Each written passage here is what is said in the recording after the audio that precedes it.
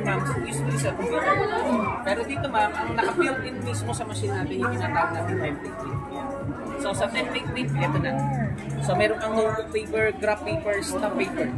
Then, ito pa, and others. Like yung monthly and weekly schedule, even checklist. Naka-include na po sa kanya.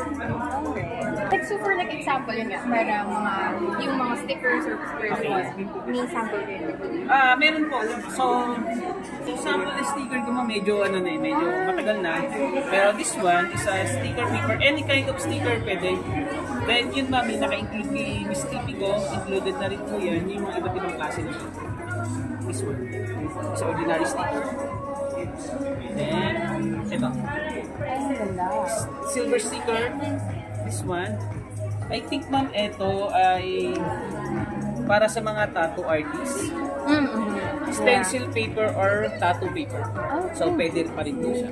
Mapa GX or G series, pwede po. Yung mga tattoo sticker. So, yan, pwede po yan. Eh, siyempre, hindi mawala yung mga up to 1,200.